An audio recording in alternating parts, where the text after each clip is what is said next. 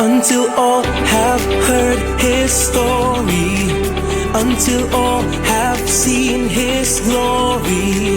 To each corner of the world will proclaim his living word, until all have heard his story, until all have seen his glory. To each corner of the world will proclaim his living word, proclaim his living word. To each corner of the world, far beyond what eyes can see, to all peoples of the earth, through the land, the sky, the sea, Jesus we will proclaim, his steadfast love we will share, till all have heard, till all have good news. Sa bawat sulay ng mundo, sa lawak ng papalit, sa bawat lahi ng tao, sa tayong man at sa lalim, si Kristo ang ihahayag, pag-ibig ni'y dala-dala, hanggang sa marinig ng lahat. Sa bawat sulok ng mundo, sa lawak ng papalit, sa bawat lahi ng tao, sa tayong man at sa ilalim, si Kristo ang ihahayag, pag-ibig ni'y dala-dala, hanggang sa marinig ng lahat. Ang mabuting balita.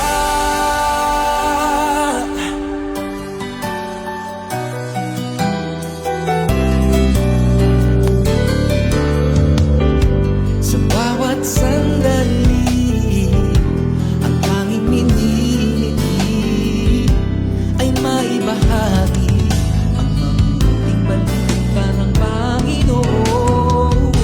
Asahang may kaibigan ka, handang maglingkod sa iyo tuwing na anumang panahon, na alay pag-ibig ng Panginoon.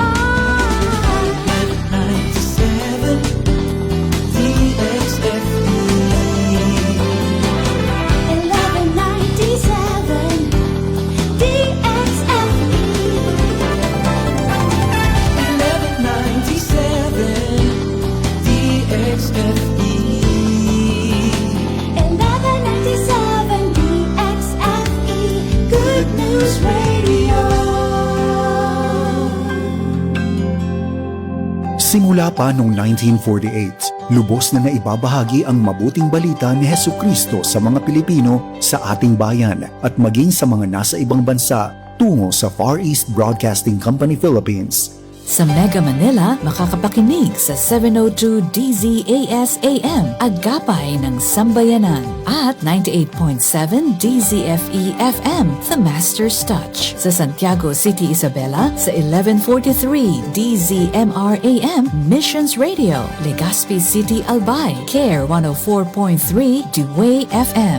Sa Quezon, Palawan, 106.3 DZRK FM, Radio Kapitbise.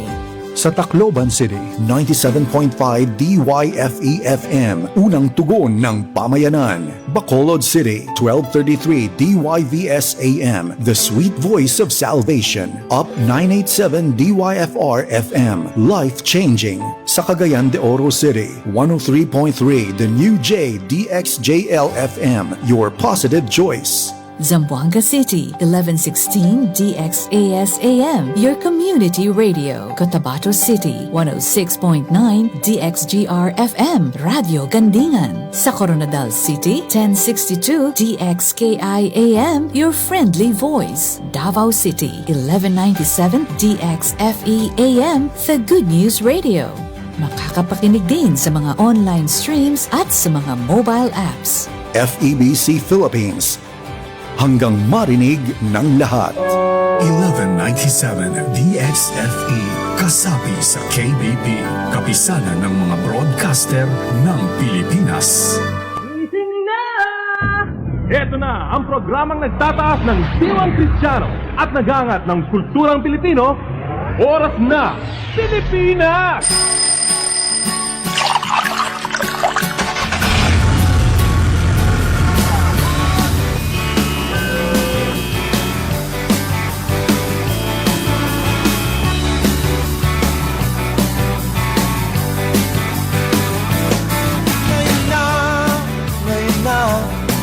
ang bagong simula. Ngayon na, ngayon na, ngayon muling magkaisa. Ngayon na, ngayon na, ang bagong simula. Ngayon na, ngayon na, ngayon muling magkaisa.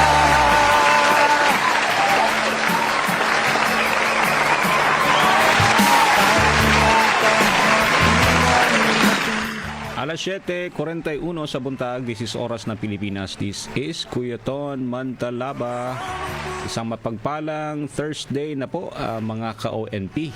And magkakasama na naman po tayo hanggang alas 9 ng umaga. Napakagandang Thursday po, mga ka-ONP. Today is August 6, 2026. Araw tayo ng Thursday. Kumusta po ang ating Thursday, mga ka-ONP?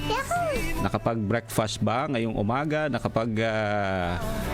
Nakaligo ba before pumunta sa trabaho? O di kaya nakapag-pray, no? Before going out. Magandang mga tanong yan, mga ka-ONP, no? Sa mga ka-ONP naman natin na nasa bahay, ay good morning po sa inyo. No, welcome po sa Oras ng Pilipinas. Alam ko pag working from home relax na relax eh. Pero naalala ko nung time na tayo, no, yung pandemic time, iba rin pala ang effect pag parang tinatrato mo pa rin na sige, dapat maligo ka, magbihis ka kahit nasa bahay ka lang. Iba rin yung effect na, no? Okay. Depende po sa ating mga ka-ONP na nag-work from home. Morning po sa ating mga ka-ONP naman na nasa radio. Siyempre, gandang umaga kina Ate Nene Albania, sila Kuya Ben. Hi po, kina Kuya Romeo Kua at Ate Inday Kua. Good morning, Kuya Romeo. Musta po? At maraming salamat sa patuloy na pagtutok sa ating stasyon. Good morning din kay Sir Boyet. Sir Don, good morning. Ingat sa biyahe. Kuya Robbie, magandang umaga po. Hi to Kuya Oliver. Ayan. At saka sa mga ka-ONP natin dyan sa Agdaw Tailoring Shop. Oo, sila Kuya Oliver. Morning sa inyo dyan.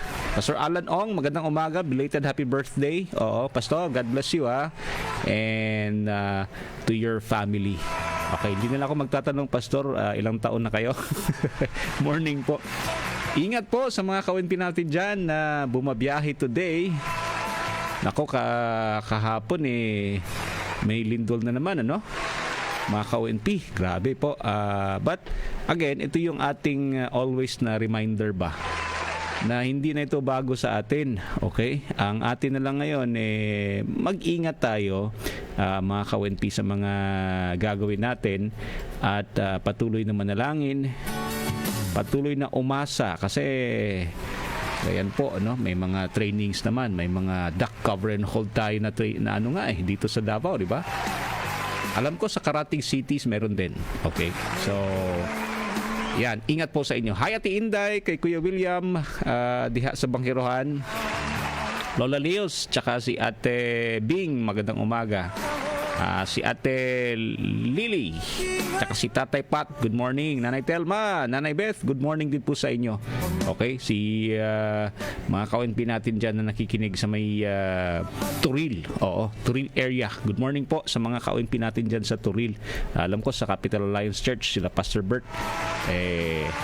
nakikinig din yan.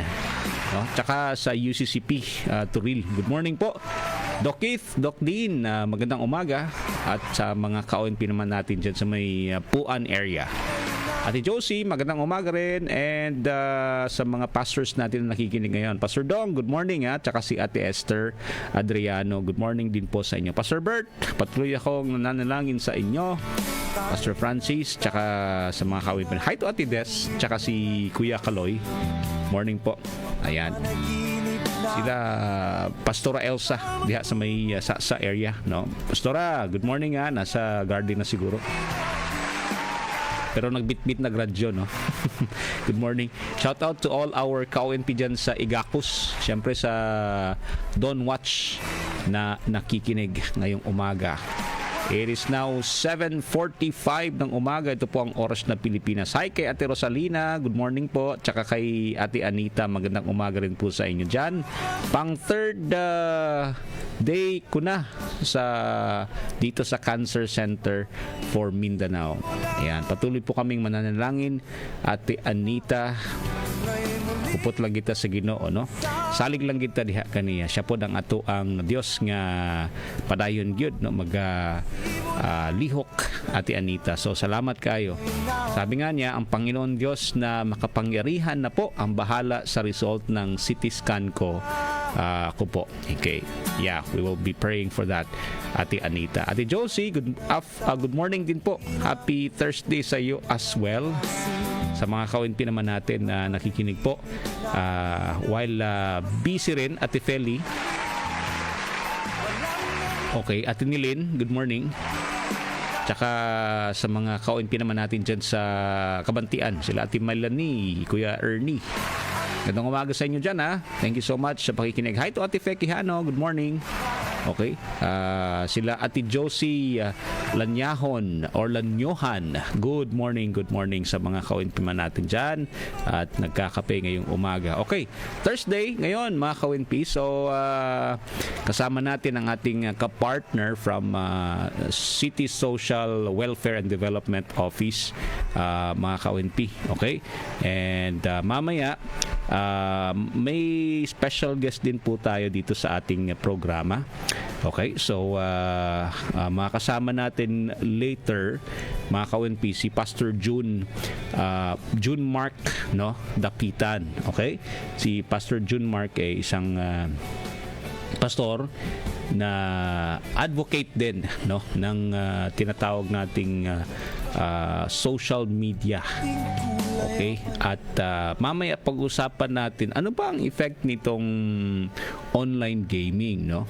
I think a couple of weeks ago pinag-usapan natin ito. And gusto natin na marinig din ang kanyang idea, okay, regarding this. Ayan. Okay, mamaya pag-usapan natin yan with Pastor June Mark Dapitan. Later din makasama natin si Miss Sherlyn Blas Villaluz, ang focal person ng Children Welfare Program, Child and Youth Welfare Division, para pag-usapan natin itong Children Welfare Program. Okay, later po yan mga ka-ONP dito po sa ating programa. Okay, punta tayo sa ating mga pabaon ngayong umaga. Here's our pabaon today. Galing po ito sa 1 Timothy 4:12. Sabi dito, walang sino mang dapat na humamak sa iyo dahil sa iyong kabataan. Subalit maging huwaran ka ng mga mananampalataya sa salita, sa pag-uugali at sa pag-ibig, sa espiritu, sa pananampalataya, sa kadalisayan. Ito yung encouragement ni Paul kasi kay Timothy. Alam niyo naman si Timothy, young leader to, no, ng Ephesus. And then sabi ni Paul sa kanya, wag mong iisipin, no, na dahil bata ka, okay, hindi ka na able, no, para gawin ito, ang leadership, no, sabi niya.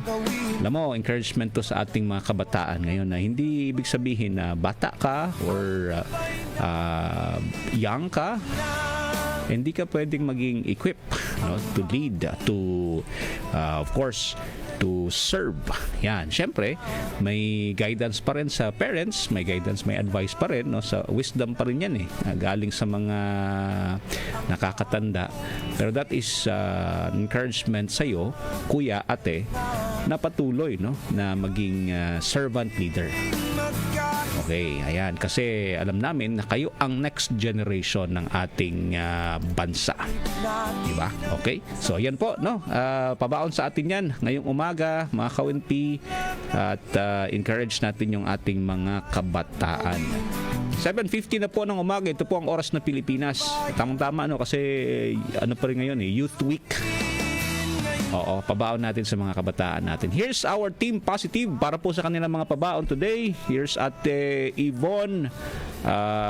Ate Yvonne, magandang umaga.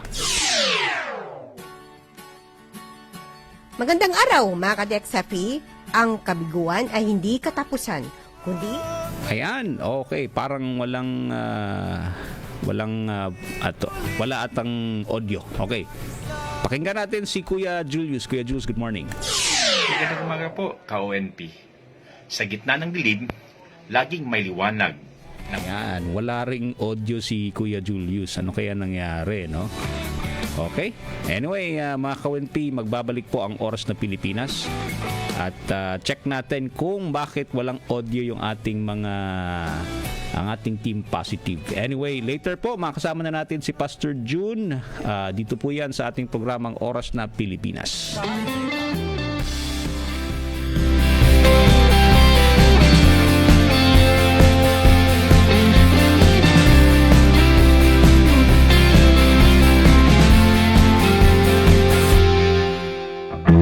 Sa pagising sa umaga, ikaw ay akin ang kasama.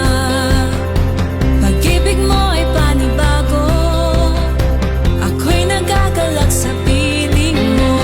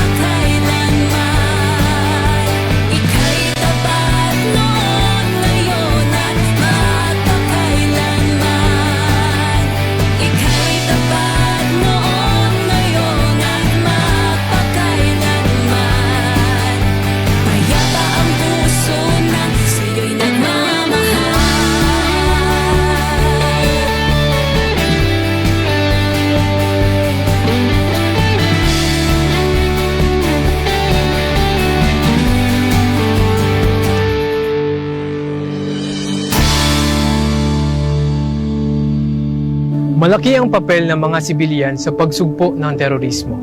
Isa na dito ay ang pagsasabuhay ng tinatawag na culture of security. Ano nga ba ang culture of security? May nakita? Dapat Magsalita.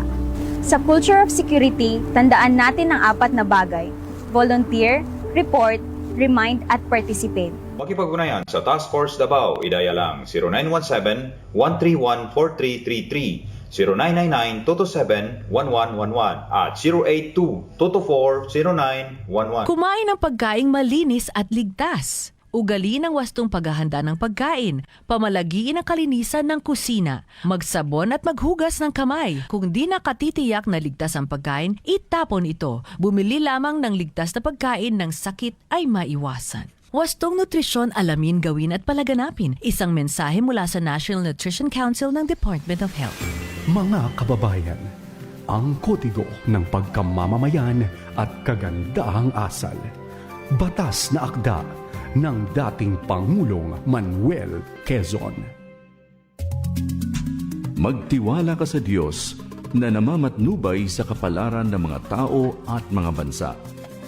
Mahalin mo ang iyong bayan sapagkat ito ang iyong tahanan, pinagmulan ng iyong pagmamahal at bukal ng iyong kaligayahan at pagiging tao. Ang pagtatanggol sa bayan ang pangunahin mong tungkulin, maging handa sa lahat ng oras na magpakasakit at ialay ang buhay kung kinakailangan. Igalang mo ang saligang batas na nagpapahayag ng makapangyarihang kalooban. Itinatag ang saligang batas para sa iyong kaligtasan at sariling kapakanan. Sundin ang mga batas at tiyaking sinusunod ito ng lahat ng mamamayan at tumutupad sa kanilang tungkulin ang mga pinuno ng bayan. Kusang magbayad ng mga buwis at maging maluwag sa kalooban ang maagap na pagbabayad nito. Alalahaning ang pagkamamamayan ay hindi lamang mga karapatan ang taglay, kung hindi maging mga pananagutan din.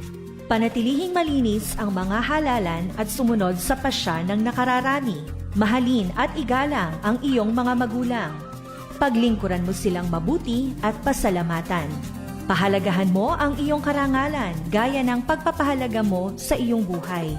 Ang karalitaang may dangal ay higit na mahalaga kaysa sa yamang walang karangalan.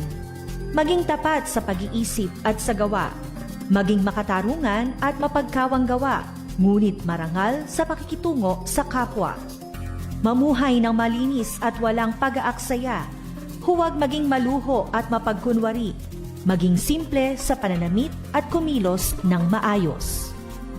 Mamuhay na gaya ng inaasahan sa iyo ng marangal na tradisyon ng ating lahi. Igalang ang alaala ng ating mga bayani. Ang kanilang buhay ay halimbawa ng daan tungo sa tungkulin at karangalan. Maging masipag, huwag ikatakot o ikahiya ang pagbabanat ng buto. Ang pagiging masipag ay daan tungo sa isang matatag na kabuhayan at dagdag sa yaman ng bansa. Umasa sa iyong kakayahan sa pagunlad at kaligayahan. Huwag agad mawawalan ng pag-asa. Magsikap upang makamit ang katuparan ng iyong mga layunin. Gampanang maluwag sa kalooban ang iyong mga tungkulin. Ang gawaing hindi maayos ay higit na masama sa gawaing hindi tinapos. Huwag ipagpabukas ang gawaing maaari mong gawin ngayon. Tumulong sa kagalingan ng iyong pamayanan at palaganapin ang katarungang panlipunan. Hindi ka nabubuhay na nag-iisa, kapiling ang iyong mag-anak lamang. Bahagi ka ng isang lipunang pinagkakautangan ng pananagutan. Ugaliin ang pagtanghilik sa sariling atin at sa mga kalakal na gawa rito sa atin. Gamitin at linangin ang ating likas na yaman at pangalagaan ito para sa susunod na salinlahi. Ang mga kayamanang ito ang minanapan natin sa ating mga ninuno. Huwag mong gawing kalakal ang iyong pagkamamamayan. Inilagda sa lungsod ng Maynila noong 19 ng Agosto sa taon ng ating Panginoon, 1939 sa Commonwealth ng Pilipinas, ang ika-4. Oras na para isipin ang kapakanan ng kapwa mo.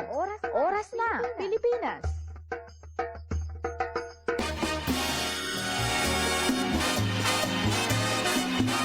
Atong oras alas 8:01 sa buntag kauban na nato karon sa pinaagi sa Zoom ang ato ang guest this morning. And siya po, if you're familiar with ang ministry ng SAM, no? He's also part niyan and previously ministering as a campus missionary, and now he's part ng board, no, ng SAM, and also siya rin po ang I believe siya ang founder nitong Digital Generation Ministry na sinasabi natin. Let's welcome Pastor June Mark Dapitan. Pastor June, good morning. Good morning, Pastor Jason. Good morning sa listeners and everyone. We're happy that nakabalik po kayo dito sa ating programa, Pastor June. Murag dugay-dugay lang gid wa ta nagka-catch up ba, no? pero at least nakapag nakabalik din. Okay. So anyway, kumusta, Pastor? Ano ba yung mga gikabisihan nato diha? Ablo ko daghan gyud mga mga talk ba, no? Yes, Pastor. Part of it na sa Digital Generation Ministry that I'm current in, and I founded, gisugdan ako. Mo ni ang as relevant as of today about digital. Dagan gyud og mga ginastoryahan og mga ginaministeran og apil nga gina-advocate, especially on social media, gaming, part of that ako i-share karon. Dagan gyud og mga lakaw. Yes, yun, Pastor Juston. Yeah. Lipay mi, Pastor, because makadungog mi sa insight pod nimo, no? Because siguro sugdan nato diha, di kabaluta sa mga panghitabo karon sa mga kabataan, and even sa nahitabo, no, nga shooting incident sa school. Isa sa mga based sa investigation nga ilahang giingon, no, sa mga kapulisan, na ay influence regarding aning atong hisgutan karon may tungod ining online gaming, no. Siguro just to give us kanang background, Pastor June, no, unsa ba imong background in relation sa kining online gaming? Yes, Pastor, thank you for asking that. That is a good introduction to myself also, and to the ministry that I am in, because I think 15 years ago I was having computer games. I could relate to that. I could relate to what you call this Counter-Strike. To some of your listener or maybe millennials understand Counter-Strike. Part ng Counter-Strike magpinatsanay, magdinonggabay on that game. That's computer pa to. And partly the computer is about digital, and part of my testimony that I was hooked on it. Sobra good. The idea of morning na ako kay mura gabi na, kung gabi kay morning na. Different na ako ang time frame, and due to that addiction na ako sa computer, dito I have failed my grades in engineering. Dito nagsugod ang murag dili na maayo, mahurot na akong kwarta. Daghan og kanang mga disoriented akong mentality, disoriented akong spirituality, especially nagdako man ko sa simbahan, pero during that time lahi gyud, and it evolved to not just Counter-Strike, dito pa tong sugod sa Dota 1, dito sugod sa mga online tawag na ROG, or tawag na mga like Ragnarok. Dito apil na ko na, and during siguro sa mga taga Davao, they will know it na katong dati sugod nga mga computer hubs or clickers, SQL, Clicker, SQL, NetExpress. During those times na sikat-sikat diri sa Davao nga mura grabe ang mga promos. I was once going back and forth sa kanil diri sa downtown sa Davao, sa kadaghan ako nga na ka-enthusiast ko sa computers. And those times wala pa pastor. Wala pa what you call the cellphone. Siguro cellphone pero dili pa siya nga na ka high-tech. Akong cellphone siguro sa mga millennials or mga ahead of us. Akong cellphone ato during college days was 5110. And those katong 5110 siguro para makarelate ang uban or ang uban dili maka unsa nang 5110 na siya ginatawag na mo nga self-defense. May self-defense diba dong nay antenna pastor yes. Pwede nimo ihapak pwede nimo tama, right. In relation to that pastor, that's why during the time nga gitawag na ko sa Ginoo,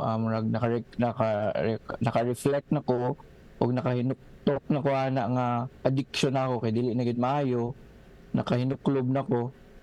Didto na nagsugod nga murag nagundang ko and nag-foresee na ko in vision na anak ko ma-recall na ko mga 10 to 15 years from it na kung kaning mga computer games will be available na sa cellphone, especially on magka-high-tech na ang cellphone, and I have seen it looking forward.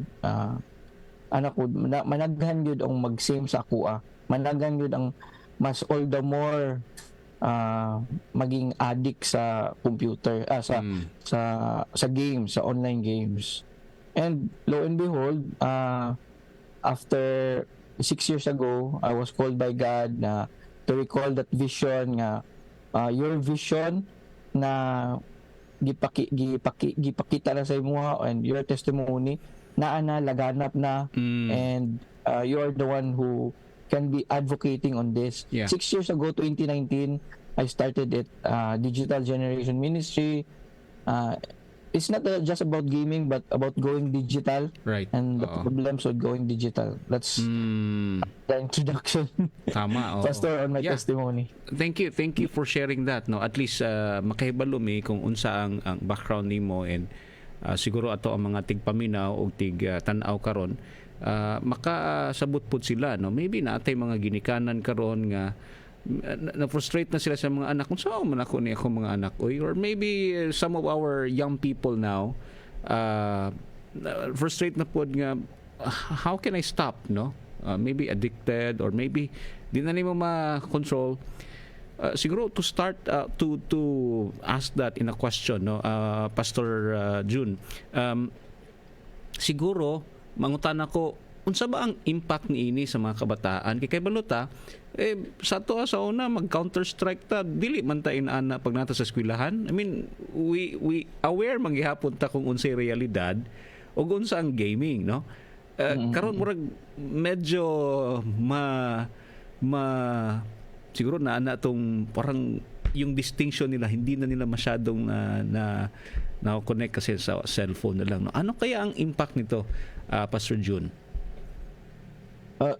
One of the reason first was, or the impact will be the result. I think one of difference from looking at it, Pastor Justin, during our time and during this time is the accumulation na sobrang free na nila to have this games. That's number one. Kasi siguro during our time, limited ang resources natin to have computers. Kaya nagpo-promo nga kami noon, parang kaya midnight kami naglalaro kasi promo. I think 4 pesos per hour. Wow. And that's parang strategic, 12 o'clock to 6 o'clock. Mura lang. Pero kulang pa rin yung pera namin during that time. Kaya with the limited resources and limited time and ang places to go lang is marami nga, pero you have to go there sa internet cafe just to access computers. Now, ang difference natin ngayon is they could access all the more in the rooms. Yun yung parang kahit saan ka, kahit nga yung joke nila na kahit sa CR, nag-games pa rin yung mga bata or even mga matatanda. Second is they could connect with the freedom na walang masyadong bayad. Free to play. Meron pa nga mga advocate mga sales stock ng games is you have the freedom to play every with no payment. Yan. Merong ibang payment pero yun yung mas all the more character na, no? Magpalit yung character mo na gasto. Gasto na sila. Pero in the start, pwede pa sila with the freedom of it. And number 3, yun nga, yung freedom nga, they could access everything. And that's why the difference from us to them, parang may problem tayo nung umpisa, all the more nagka-problem tayo ngayon. Parang kasi because of so much freedom and so much access, and it connects with I'm an electronics communication engineering graduate sa USEP, Pastor. That's why programmings in computers, I have a background on it, especially putting programs in ICs. And all the more paano siya maging hook. Yes. Kasi alam namin yan. Oo. Kaya yun yung games ngayon, all the more they are programming it to more addictive. Kumbaga mas makaengganyo talaga from colors, from graphics to, di ba, dati 2-dimensional lang yung play namin, or 1-dimensional lang. Ngayon 3D to 4D. They could access in everything. That's the difference as of today. I will not say na walang problem dati. May problem na. Ako nga di ba, nagka-pastor na nagka-problema nga ako. Madami kami. But looking at it today, all the more marami. Kumpleto na halos from all generation, meron nang na-hook sa games.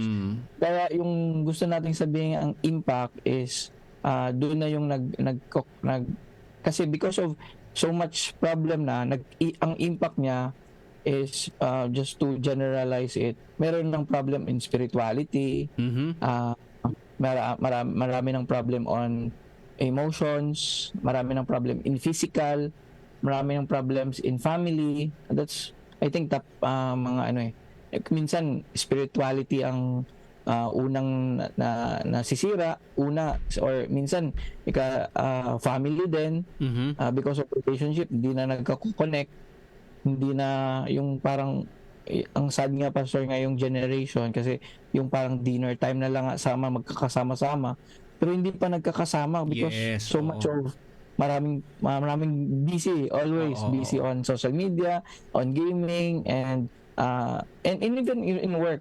Parang fast-paced na tayo. That's the second family. Third is emotions. They could not control their emotions, kaya yung sikat na game on Roblox or Gorebox na sikat na or na trending because of the influence of killing and Gorebox. Yun yung parang emotionally they could not determine their emotions. They will just have that anger nga musulod na lang and ma-consummate sila ato. And even sa mga bata, especially kung kuhaan daw sa mga, imagine mo kuhaan daw ang mga bata og cellphone, mag-tantrums. And one of isa ka givisit na ako, Pastor, and I've ministered to them sa isa ka place sa island sa Visayas. After our talk, gingon sa mama, Pastor Junmark, nganong karon lang man ka nga dapat na advise na mo tong isa namo kauban sa community nga parent nga ingani dapat ang atimanon. Kay what caused the problem katong dito nga place, Pastor, kay gikwaan sa parents, kay addict na ang bata, gikwaan niya og cellphone, later on ang bata nag-suicide the next few nights. It's sad to understand that or to know that, pero yun yung kasi it contains na parang life na nila na because they grow for so much years, connected with the cellphone. So kukunin mo bigla, hindi mo alam kung paano ayusin, ma-detach talaga sila sa life. Okay. So Kaya walang binigay na substitute yung parents. Wala, Pastor, because the thing of the parents, kasi hindi niya din alam, yun lang, addictive na yung bata. Okay. Kinuha niya bigla. Kaya parang yun yung parang solution niya initially, and to the point nagka-cause ng suicide. Okay. And even so many marami pang mga kwento doon, Pastor. Yun nga, yung sabi ko, ang impact sa emotional or mental health, they call it today mental health, and it's growing problem. And right. It's sad to hear that, Pastor June, no? And ang siguro ang pangutana karon, we go deeper no? Kasi outside magud na, but ang main problem magud na mention mo ganun yung spiritual problem, no? Yung heart natin vacuum. We want to fill in with many things. Isa diha, we don't have affection sa family, we don't have relationships sa family, we don't have a community. Pag-abot niyo dito sa online gaming, na may community nimo dito, na you belong there, so dito na lang ka, no? You have affirmation pag madaog ka, di ba? So naay mo congratulate sa imuha kung nakasabalay, wala may mo appreciate sa imuha, no? And walay tao sa balay. So there's nobody nga may istorya nimo, and then here comes a community, here comes people, though di mo kaila, di mo kitang naong, pero mag-chat diha sa online, and then you can have relationship with them. So yun yung parang deeper na nakikita ako. I don't know if ganun pa rin, no? Pero going back, ako nag-Dota man po ko sa una, nag-Counter-Strike, pero mo po na akong nabati before, no? But again, ang gina-point out na to karon, why is it, no, nga ang ilahang effect sa mga bata karon dili na siya or serious, no? And ang next pangutana nako, paano tayo mag-engage sa kanila, lalo na tayo na mga believers, kasi mahirap, okay? Mahirap na saan na to ni pag-minister sa ilaha, Pastor June? Yes, Pastor. Yung idea ng kabalota, dati problem na siya, but because of hindi pa siya ingana ka addictive compared today, we have a problem. I think we need to be what you call this, accept that we have a problem on digital and going. And second thing is na yung alam natin na it resulted to many problems. And number one, as believers of us, spirituality, we need to be a community na first tayo muna ang healthy, or hindi na gusto natin maayos yung community, or we as the church, believers of followers of Christ, tayo muna yung maging example, good example to the unbelievers. Yun yung parang gusto kong i-share, Pastor, is dati kasi I was campaigning from the start of my ministry. We started na mag-campaign sa schools. Sa school muna ako, mga unbelievers, and part of it is the sharing the gospel, and the vacuum that they need is Jesus Christ Himself. Yun yung parang gusto talaga i-share. But mga after 2 to 3 years on the ministry, I was called by God na to have this advocacy first in the church, or to tell this first in the church. So we, the church, should be the one who is, number one, good example. Number two is a community who will understand the problem of today going digital. Yun muna, parang yun yung parang in-impress ni Lord sa akin, na unahin muna natin ang church, kasi nag-speak tayo sa unbelievers, then they will see us Christians na may problem pala. Pati tayo may problem.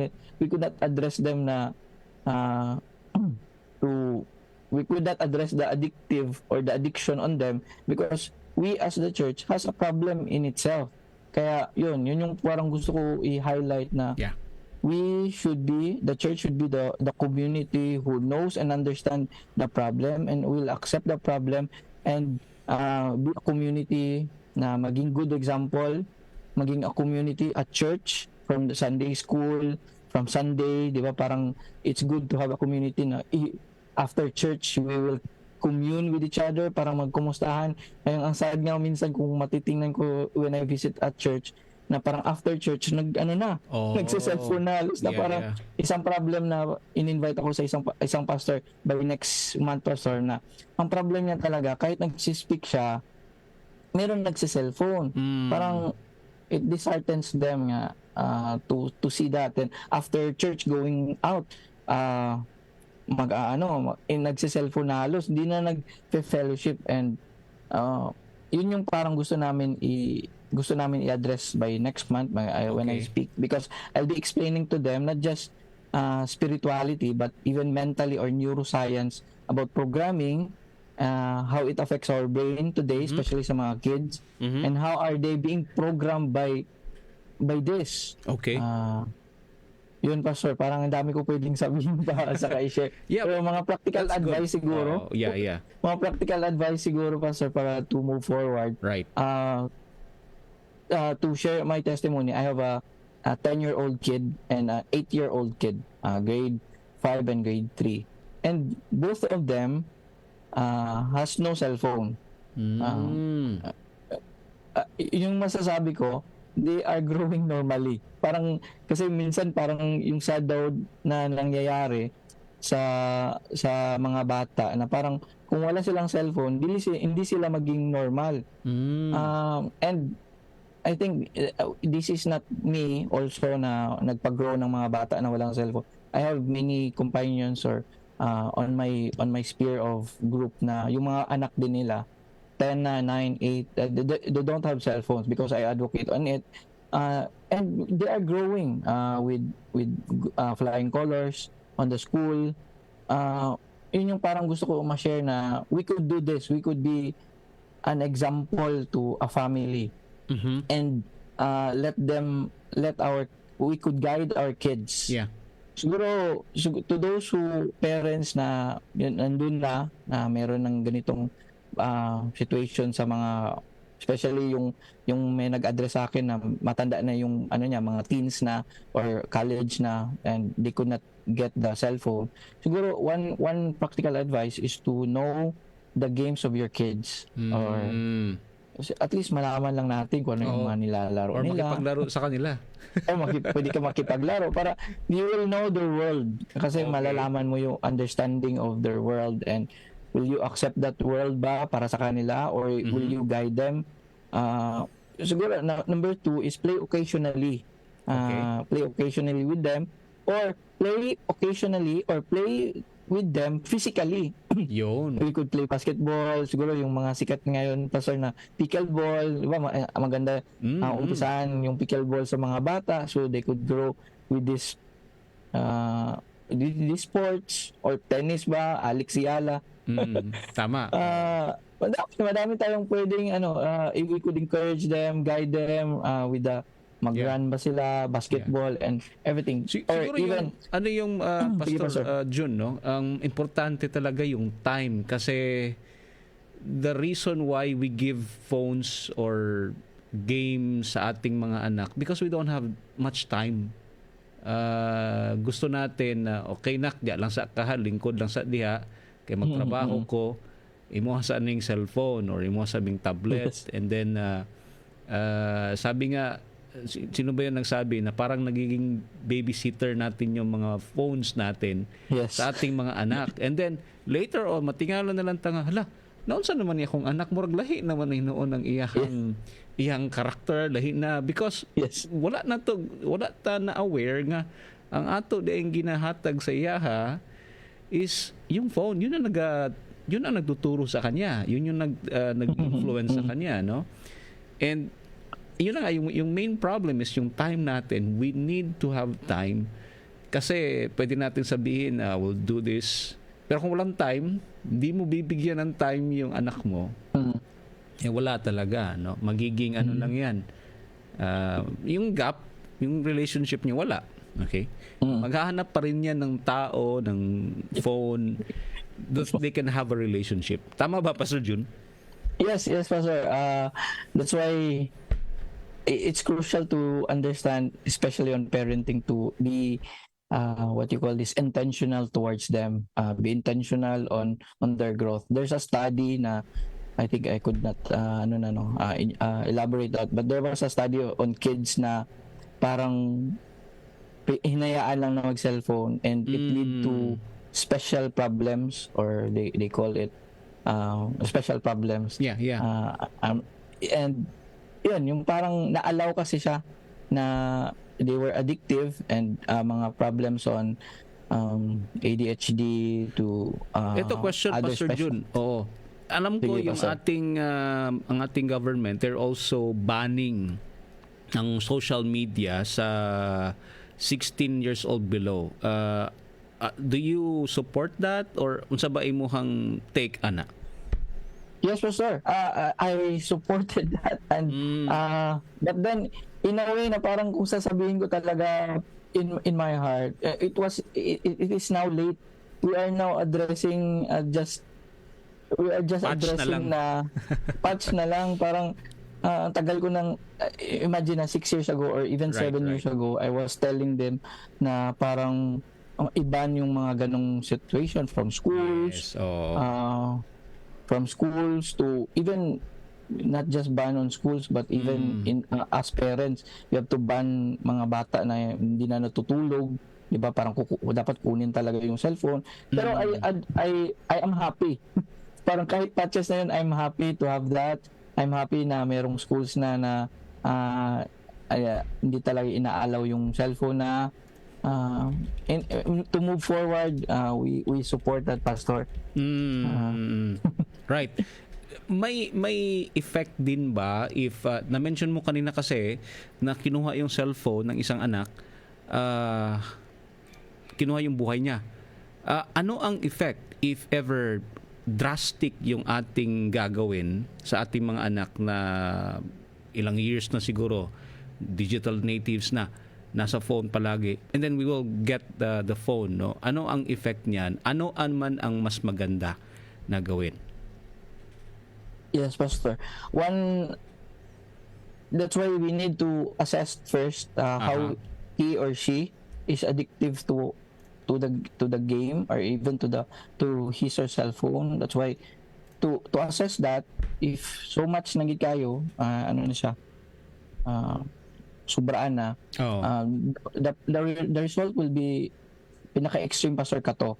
And mota akong pinaka-worst na nadunggan na extreme nga na happen nga. Nakabalo ko ana, pero katong I've heard it with kanang sharing it with that testimony, I saddened my heart.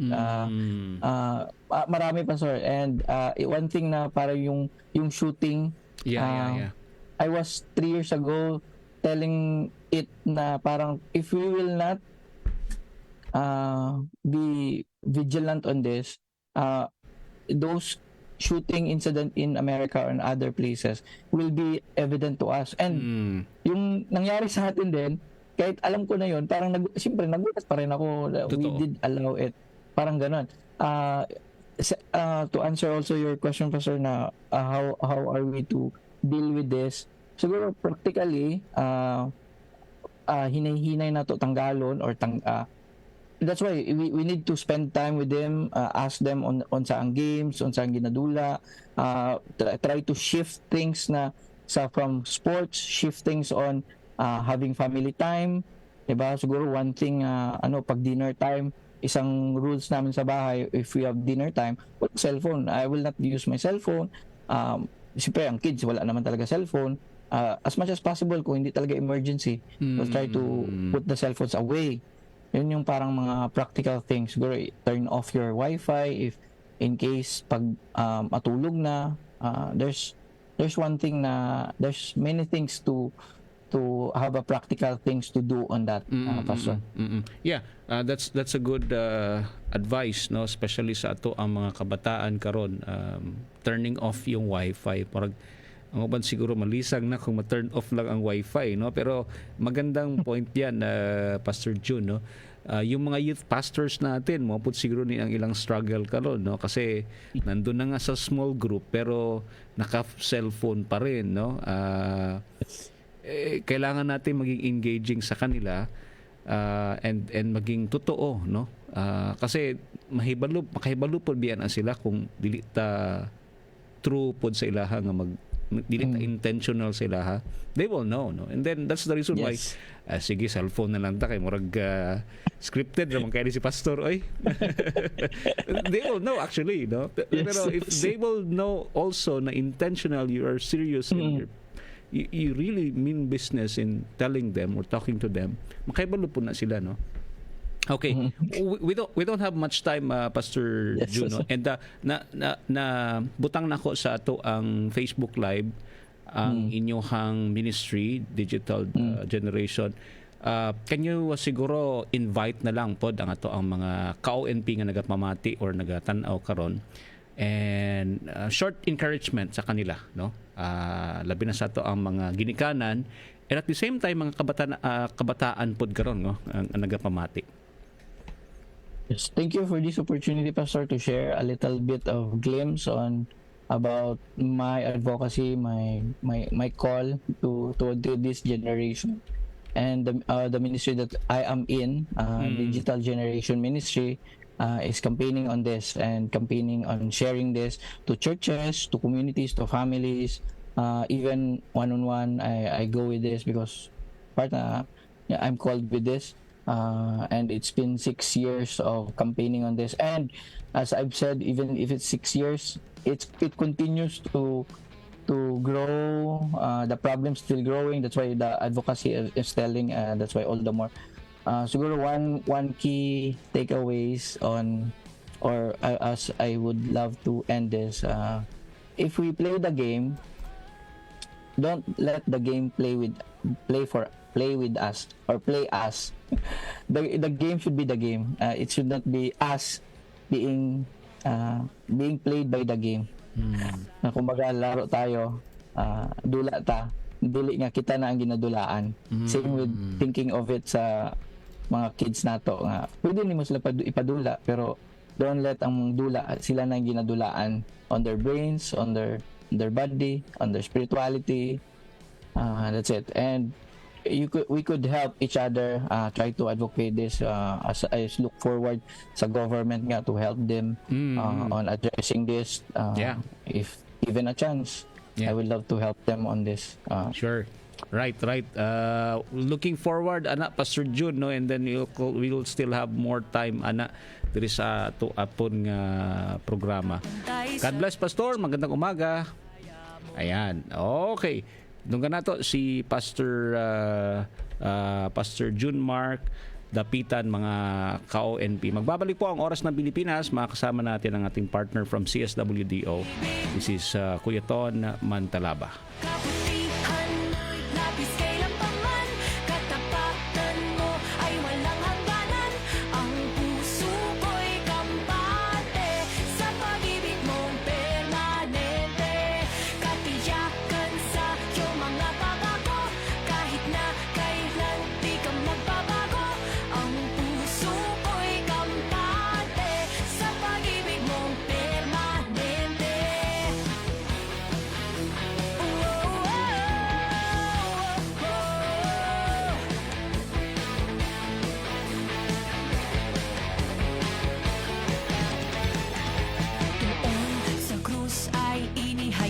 Katarugan at awa mong banal, purihin ka pagkatangi ikaw, O Diyos, ang siyang unang nagmahal.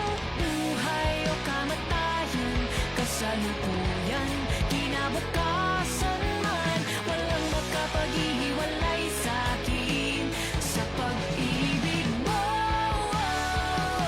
Kaputihan mo'y labis kailan pa man, katapatan ay walang hangganan, ang puso ko'y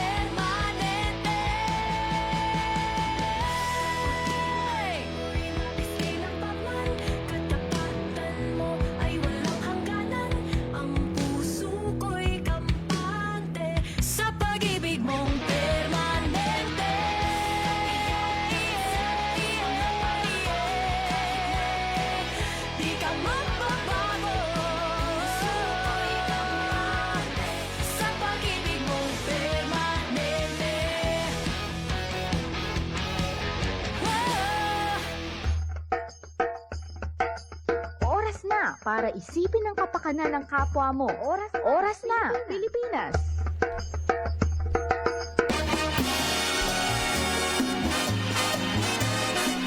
Atong oras alas 8:37 sa buntag, kauban na nato karon diri sa studio ang focal person ng Children Welfare Program Child and Youth Welfare Division or CYWD.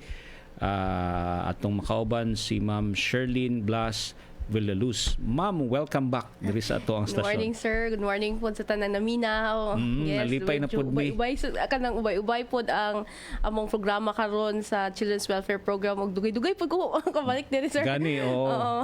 Welcome back sa diri sa Oras na Pilipinas.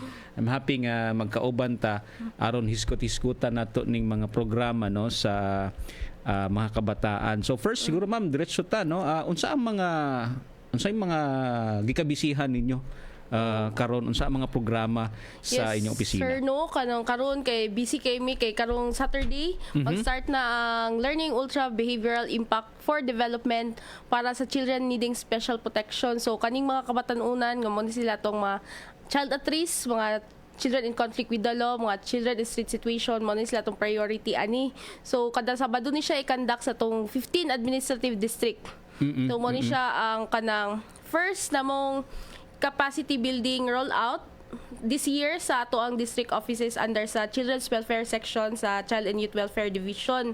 Actually itong 2024 nag-conduct na taan ni og trainings of trainers para sa ani siya nga activity. Then na roll out po ni siya 2024 mga around September or October ata to.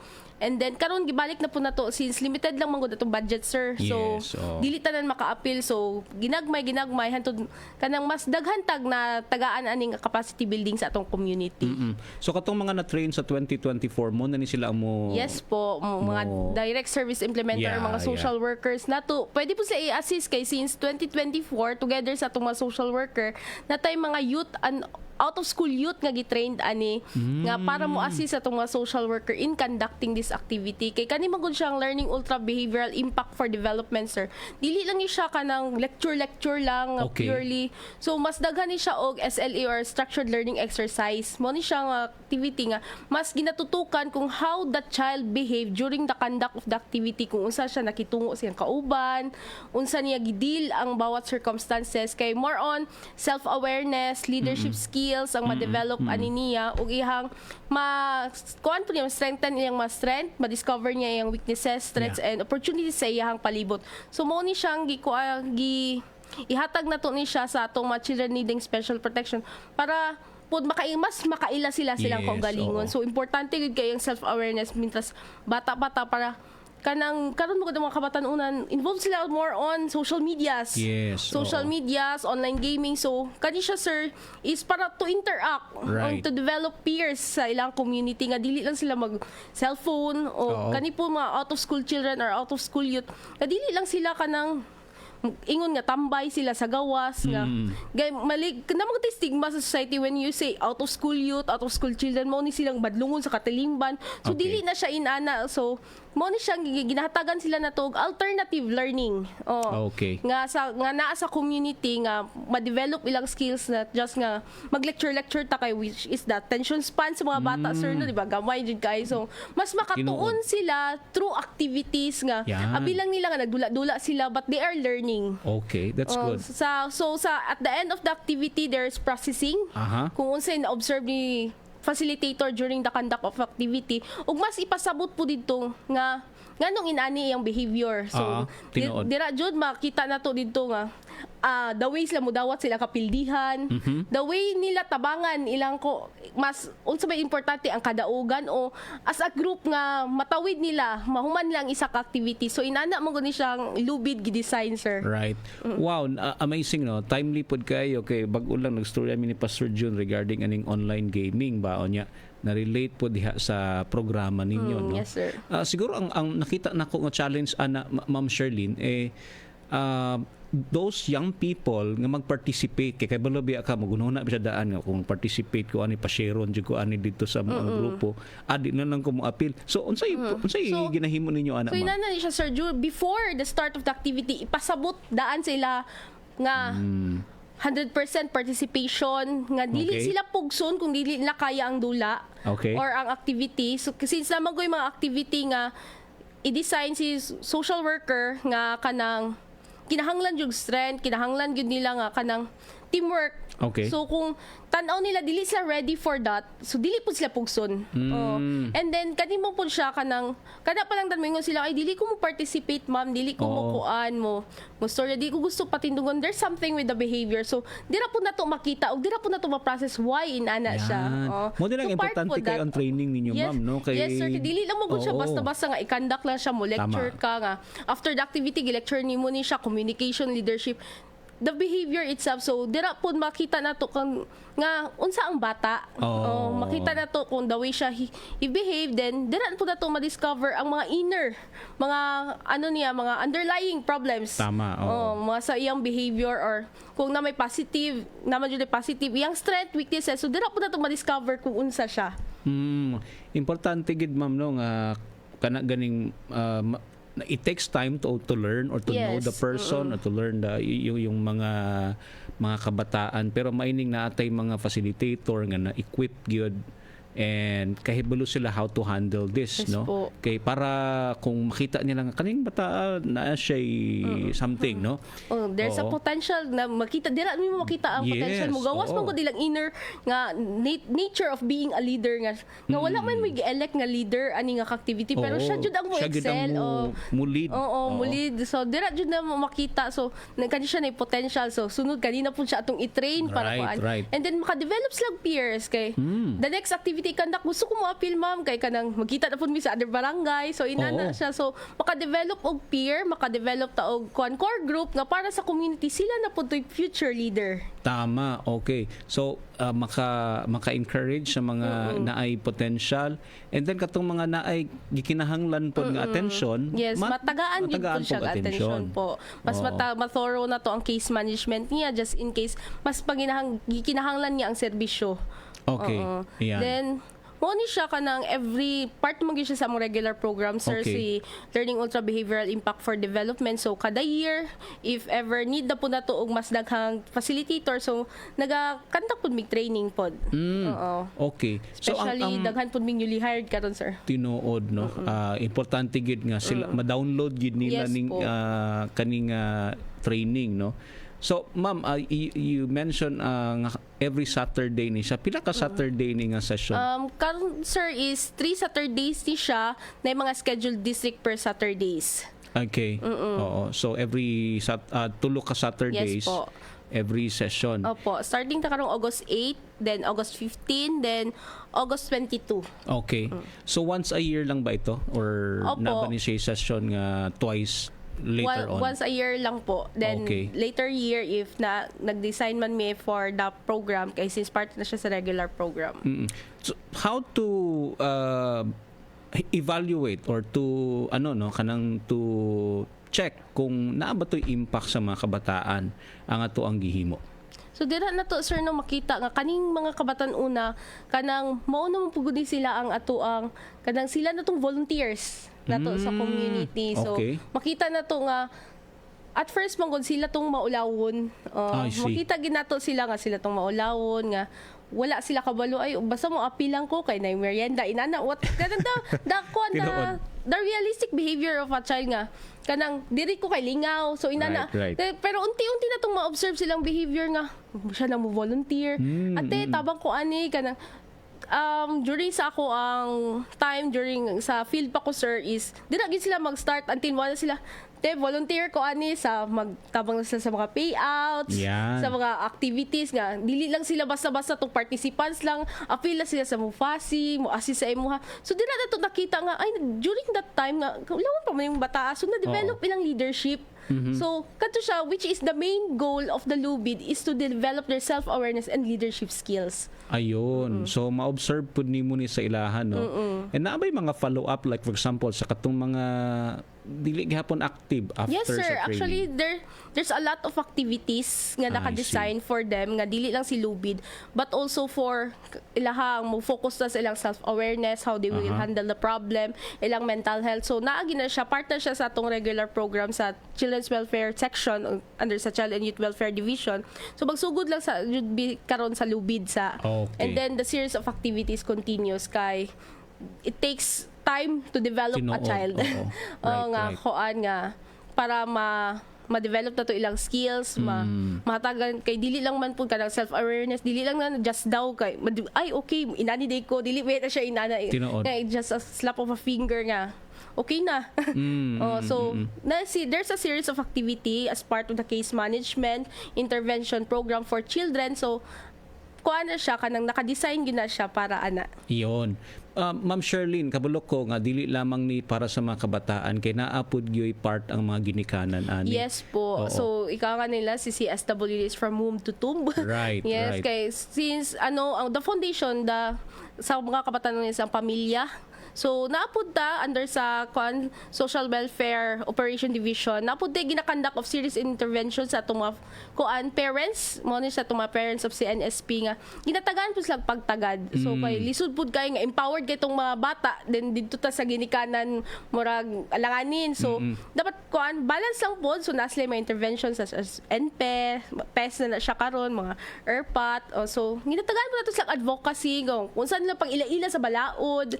Oo, kay since karon pod mas kabalo pa ang bata no sa balaod kaysa sa tuwa mga sa mga adults. So kada pod gina-empowered po nato sila para pod sila mismo kay dili lang man pod pwede nga si bata kabalo siya sa how to protect sa iyang kaugalingon pero si ginikanan dili siya kabalo unsaon niya pagprotekta sa iyang anak. So gina-empowered po nato sila. Okay.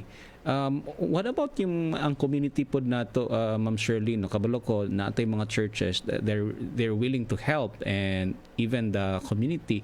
Naapod ba sila siguro kanang ma-contribute, no? Aning ato ang mga ginahimo? Actually, sir, kanang sa ato ang district offices na yung mga help po sa ilahan mga non-government organization, mga people's organization. So naana siya kanang mo coordinate lang gina sila sa tong district, mo partnership labaw na sa barangay nato. So so part gina sila pod kay kanang dako pod sis limited sa masa kung yung ganina limited lang ato ang resources diri sa government. So dako kay silang tabang gyud. So ang mga partnerships nato sa atong community sa to mobilize the resources kay dili lang pod ang gobyerno ang naay task for the community but kitang tanan. So mo to siya kanang natay mga kanang mga stakeholders sa community nga nagatabang pod during sa makipag-partner sa itong mga district offices when to conduct activities for children or other sectors in the community. Oo. Nindot na nga madungog, Ma'am Sherlyn, no, nga naatay mga NGOs or mga ministry partner nga mo willing pod mutabang no sa kini nga mga activities. Okay. Ma'am Sherlyn, atong oras medyo gipit na pero siguro kanang looking forward kay Bloko since 2024 mo na ni ato ang direction and then karon na napud tay kining lubid. Yes po. Unsa ato ang ginatan-aw after a year or 2 years ani or 3 years nga impact aning ato ang ginahimo for the next years and few years pa nga impact anin. So makikaniya mo ang mga bata karon nga ma-develop gud ilang skills ma-develop ilang skills nga dili na sila magpabilin nga kanang maulawon, dili na sila dili na murag gamay ilang pananaw silang community, especially kaning mga bata nga atong gina-target karon is mga children needing special protection na diri mga out of school youth, out of school children, mga children in street situation, mga ato ang mga children in conflict with the law which is reintegrated to the community, mga child at risk ato from abused children. So ma-lessen ang ilang trauma, mawala tong stigma sa ilaha nga dili sila magpabilin kung asa man sila karon but they will become a leader in the community in the near future. So na sila yung mga skills nga mahatag, sila na tong mga leader na to nga sila na po moagni silang mga kapwa kabatan-unan nga uy dili ta mag-stuck diri. So they become an inspiration sa ilahang kapwa bata. Right. Nga Tinuod na siya. Mawala jud tong stigma sa ilaha sa community. mabati po nila nga nabilong sila.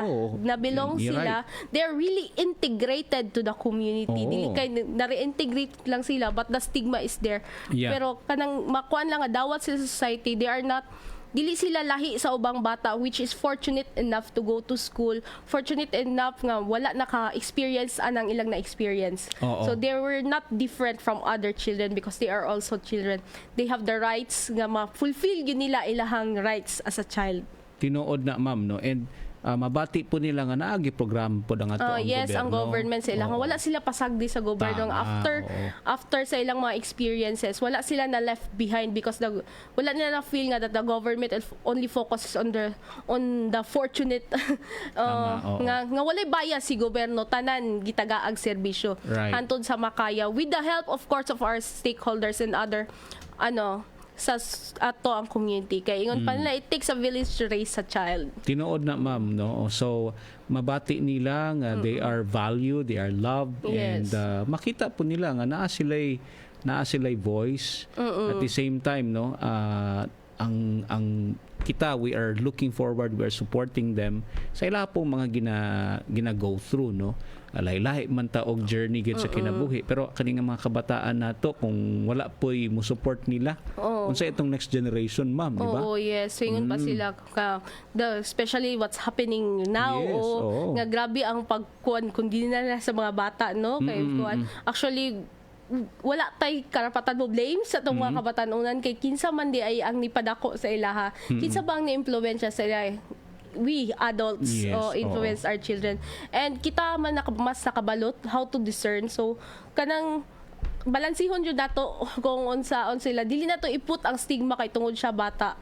Tinuod na ma'am, and what we can do is to do our part as well to teach them, and that's very biblical, no, nga ingon sa Bible nga train them in the way that they should go, and in the way that they should go, and then when they grow up they will not depart from it. So naagi tong training, naagi tong instruction sa ato kay baloko atong mga ginikanan concern man ginato ning financial dihas balay ang income, pero part pod sa ato ang kinahanglan nga tutukan gyud is ang kaning ato ang pagtudlo, pag set og time, pag matuto sa atong mga anak unya tagaan ginato sila higayon gyud nga makapaminaw pud ta nila, di ba? Ma'am Sherlyn, salamat kaayo.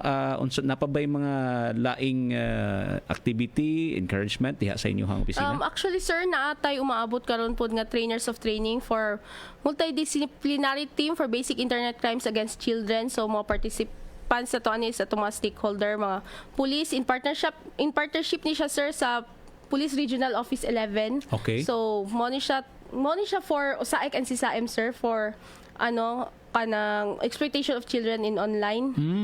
So mao ni siya kanang i-equip na to atong mga stakeholders, mga law enforcers para mas mataga ang pagtagad, especially on the interviewing of the victims nga to less re-traumatize dito balik-balik og kuan saya. So mo ni siya among Davao City is kanang nanguna ani dili mi gusto mahimong reactive on the situation kung kailan padaghag kaso dito pa lang mo initiate og inani siya nga training kay para mo tubag adto. So Davao City is a proactive on the issues and concern regarding on children. So mo ni siya magpahigayon tag MDT BICAC training together with our stakeholders, prosecutors, attorneys, other legal offices, media, and of course, ato ang mga PNP nga, sila gyud ang mag-conduct of rescue and surveillance and social workers for case management. Yes, we're looking forward nga makaparticipar pud mi ana, ma'am, no? Yes, sir. Si Mamagi kay balog gyud ni ana. Okay, Ma'am Sherlyn, salamat kay sa time. Kung naamoy contact or concern, asa ba sila mo contact, ma'am? Pwede sila manawag sa amo ang officer or pwede pud kay sila mag-message sa among face City Social Welfare and Development Officer. Una siya among official page. Yan, ibutang nato sa ato ang Facebook Live today. Salamat kaayo, Ma'am Sherlyn, sa imuhang time karon. God bless you, ma'am, o maayong buntag. Okay, atong oras sa alas 8:56 sa buntag, mga ka-ONP, and manaminit nami, no, diri sa atong programa. Ito po si Kuya Ton Mantalaba, with me is Ma'am Yvonne Iraskin. Sabay-sabay po tayo sinasabing ang mabuting Kristiyano ay mabuting Pilipino. Laging tandaan na kailangan ng bagong Pilipino para magkaroon ng bagong Pilipinas. Padayon ta ha sa pag-ampo, padayon ta sa pag-encourage sa itong mga kabataan kay nanginahanglan pud gyud na sila, no? And sila pud ang atong next generation. Ipabati ginatong gugma nila nga ang gugma sa Dios na magpabilin. Okay, babay na mga ka-ONP and good morning. Tumatawid ako sa tamang tawiran, sumasakay ako sa tamang sakayan, pumipila at di nakikipag-unahan, at di ako masiga-siga sa lansangan. Nagbababa't nagsasakay ako sa tamang sakayan, di nakahambalang parang walang pakialam. Pinagbibigyan kong mga tumatawid sa kalsada, humihinto ako pag ang ilaw ay pula, pagkat ako'y isang mabuting Pilipino. Minamahal ko ang bayan ko, tinutupad ko ang aking mga tungkulin, sinusunod ko ang kanyang mga lituntunin. Di ako nangungutong o nagbibigay ng lagay, tiket lamang ang tinatanggap kong binibigay. Ako ay nakatayo doon mismo sa kanto at di nagtatago sa ilalim ng puno. Di ako nagkakalat ng basura sa lansangan, di bumubuga ng usok ang aking sasakyan. Inaayos kong mga kalat sa basurahan, inalagaan kong aking kabaligiran, pagkat ako'y isang mabuting Pilipino. Minamahal ko ang bayan ko, tinutupad ko ang aking mga tungkulin, sinusunod ko ang kanyang mga lituntunin. Lagi akong nakikinig sa aking mga magulang, kaya't pag-aaral ay aking pinagbubutihan. Di ako gumagamit ng bawal na gamot, o kaya'y tumatambay at sa eskwela'y di pumapasok. Pinagtatanggol ko ang aking karangalan, pagkat ito lamang ang tangi kong kayamanan. Di ko binebenta ang ating kinabukasan, ang boto ko'y aking pinahahalagahan, pagkat ako'y isang mabuting Pilipino. Minamahal ko ang bayan ko, tinutupad ko ang aking mga tungkulin, sinusunod ko ang kanyang mga lituntunin. Ako'y isang tapat at totoong lingkod ng bayan, pabor o lagay ay di ko pinapayagan. Tapat ang serbisyo ko sa mamamayan, di ko binubulsa ang pera ng bayan. Pinagtatanggol ko ang mamamayang Pilipino, mga karapatan nila'y kinikilala ko. Ginagalang ko ang aking kapwa-tao, pinaglalaban kong dangal ng bayan ko.